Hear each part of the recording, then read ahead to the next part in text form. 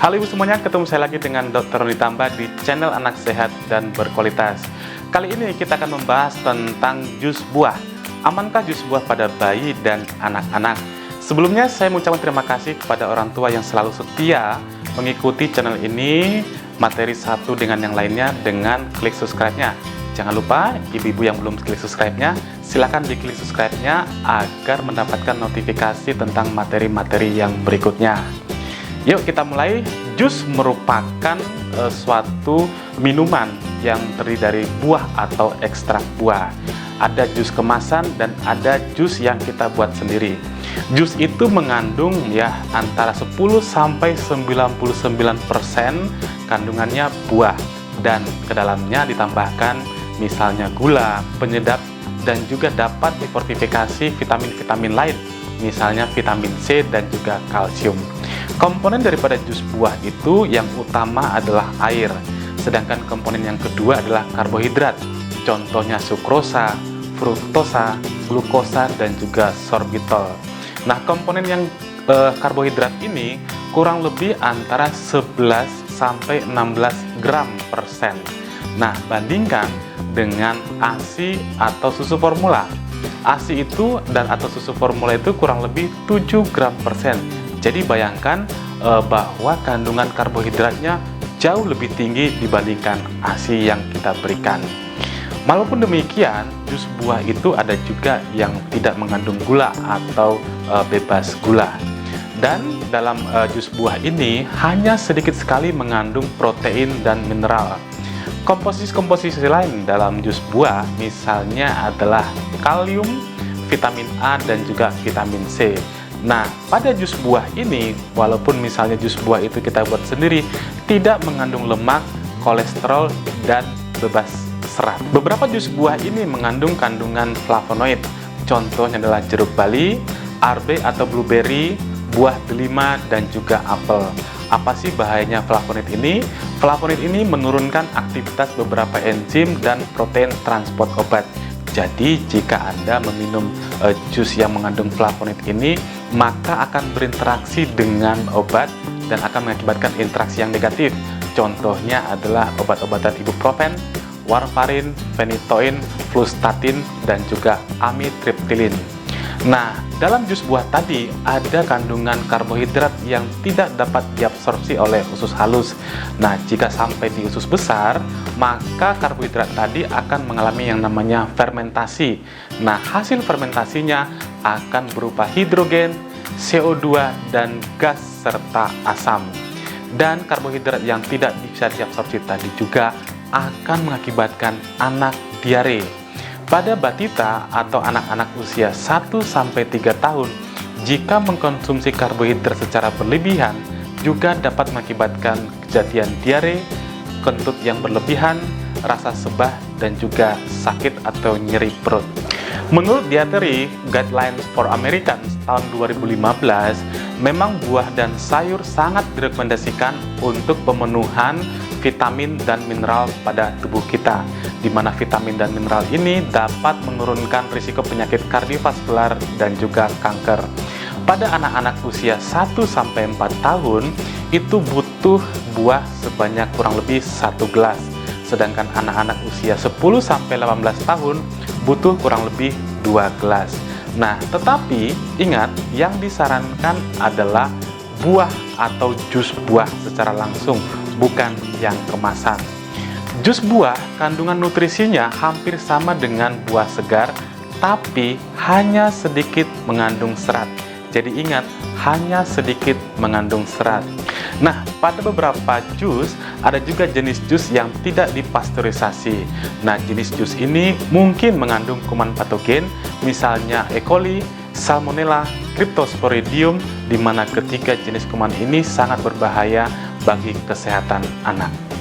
Nah, bagaimana rekomendasi tentang pemberian jus pada anak-anak?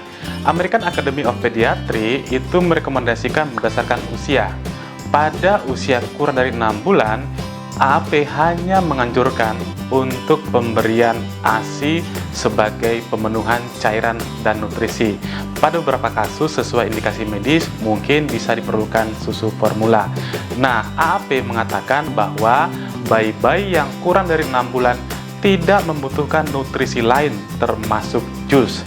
Pemberian jus atau makan lain ini justru akan menimbulkan efek negatif. Jadi, rekomendasi AAP adalah tidak memberikan jus sampai bayi usianya 1 tahun. Nah, gula pada jus itu juga akan mengakibatkan gangguan pada gigi, yaitu karies gigi. Nah, pada bayi usia di atas 6 bulan, itu disarankan lebih bagus mengkonsumsi buah langsung atau pure buah. Nah, anak-anak di atas usia 1 tahun itu kebutuhannya cukup setengah gelas saja. Dan AAP juga merekomendasikan tidak memberikan jus buah pada kasus anak diare karena akan memperberat kondisi diarenya. Pada anak-anak usia 1 sampai 3 sampai 5 tahun itu biasanya mereka itu lebih suka dengan jus karena rasanya yang manis dan enak.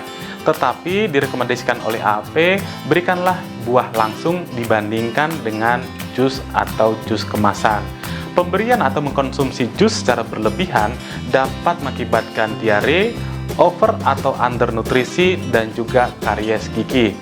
Pada anak-anak di atas usia 7 tahun sampai 18 tahun, pemberian jus ini relatif lebih aman, tetapi usahakan pemberiannya hanya 1 gelas saja, dan lebih disarankan pemberian buah saja. Mengkonsumsi jus secara berlebihan dapat mengakibatkan anak obesitas. Jadi kita simpulkan rekomendasi AAP, American Academy of Pediatry, yang pertama, jus tidak mengandung manfaat nutrisi pada bayi-bayi yang kurang dari usia 1 tahun. Yang kedua, jus buah tidaklah lebih baik dibandingkan dengan buah langsung atau buah segar. Yang ketiga, mengkonsumsi buah dan jus buah sesuai dengan kebutuhan dapat bermanfaat untuk kesehatan. Yang keempat, jus buah tidak cocok digunakan sebagai terapi dehidrasi atau terapi pada anak diare. Yang kelima, jus buah jika dikonsumsi secara berlebihan dapat mengakibatkan malnutrisi, baik itu over atau undernutrisi. Yang keenam, mengkonsumsi jus secara berlebihan dapat mengakibatkan anak diare, sering kentut, kram perut, ataupun perasaan kembung. Yang ketujuh, jus yang tidak dipasteurisasi mungkin mengandung kuman patogen yang dapat mengakibatkan sakit serius. Jadi berhati-hatilah. Jadi bagaimana rekomendasi AAP ini? Yang pertama, sebaiknya jus tidak dikenalkan pada bayi-bayi di bawah usia 12 bulan atau 1 tahun kecuali indikasi medis. Pada bayi atau anak yang usia 1-3 tahun dapat diberikan atau pembatasan jus ini sebanyak 4 ons atau sepertiga gelas per hari.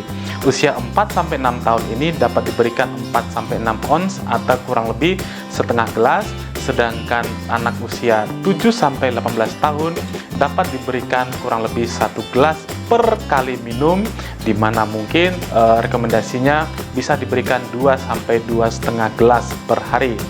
Rekomendasi yang kedua adalah batita atau anak-anak atau bayi antara usia 1-3 tahun sebaiknya tidak diberikan jus melalui DOT dan tidak diberikan pada saat waktu tidur si anak tersebut.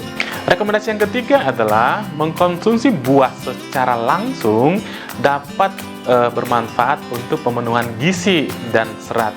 Bedakan tadi dengan jus buah yang tidak mengandung atau hanya minim sekali kandungan seratnya. Rekomendasi yang keempat adalah orang tua diedukasi dengan baik tentang pemenuhan cairan pada anak, di mana anak atau bayi usia 0-6 bulan hanya diberikan ASI saja, sedangkan usia di atasnya dapat diberikan susu atau cairan atau air putih yang lebih banyak. Rekomendasi yang kelima adalah mengkonsumsi jus yang tidak dipasteurisasi sebaiknya dihindari pada bayi dan anak. Yang keenam, rekomendasinya adalah jeruk bali sebaiknya dihindari pada bayi atau anak-anak yang sedang mengkonsumsi obat. Nah, demikian tadi saya sudah paparkan tentang jus pada anak atau bayi-bayi Anda. Semoga bermanfaat. Jangan lupa klik subscribe, like, dan share bagi orang tua yang lain supaya mereka juga mendapatkan materi edukasi yang sama. Dadah!